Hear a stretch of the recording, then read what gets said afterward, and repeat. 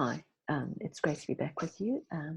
This is the second video that I'm sharing with you, particularly for those who are working in the NHS or support services connected to the NHS. So what I'd really like to explore today is the importance of talking therapy and vulnerability in that space. And so to start off, I'd like to just read a quotation from Brené Brown, who I'm sure most of you are familiar with.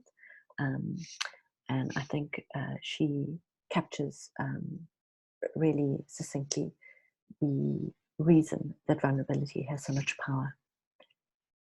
She says, vulnerability sounds like truth and feels like courage. Vulnerability is the birthplace of love, joy,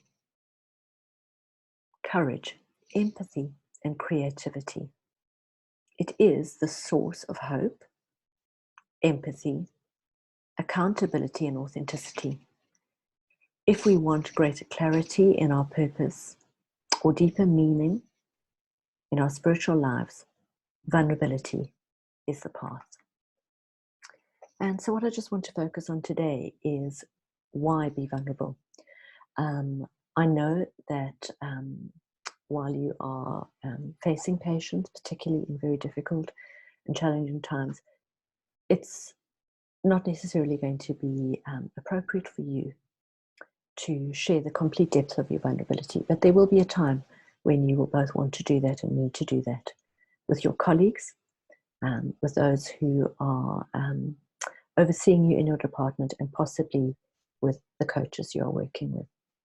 And I just want to pick out a couple of aspects that Brené Brown identifies in this quote that I think really speak to why vulnerability is so important. That in actual fact, it's a catalyst for greater connectivity with other people. The moment we become vulnerable, we actually admit and share in our human delicateness, our vulnerability, and the fact that we are not necessarily invincible.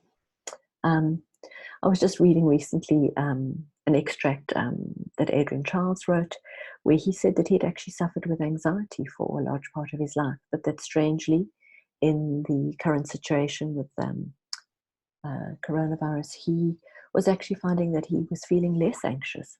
And his explanation for this was that he actually realized there were so many people that were in a similar position with him, finding new ways to actually talk to people about what they were finding difficult, talking about the things that they might be struggling with, and thinking of ways to support one another through that. So what I want to say is that in the coaching relationship, this is a confidential space.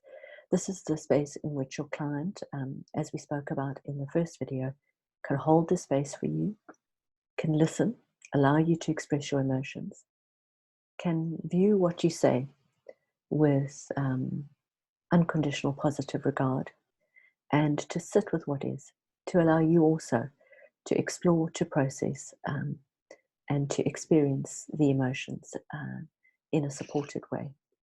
And what I really love about what Brené Brown says in that quotation is that vulnerability is actually a door or a pathway to a more meaningful life. It suggests that in the place of vulnerability, there are many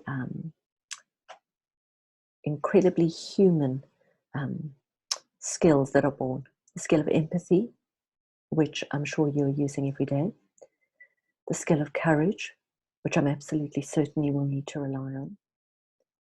The skill of love, and what that means and how you can show that, particularly when you can't be physically demonstrative or have to be separate from people. And even accountability, that between yourselves as staff working on the ward or in your professional environment, that allowing others to see your humanity is actually a great encouragement for them. And it is this pathway to walking and living with one another in a new way. So many people have spoken about the fact that the way in which we interact with one another is never going to be the same again. And I am hopeful this is in actual fact true, based on the kind and the quality of conversations that I'm having.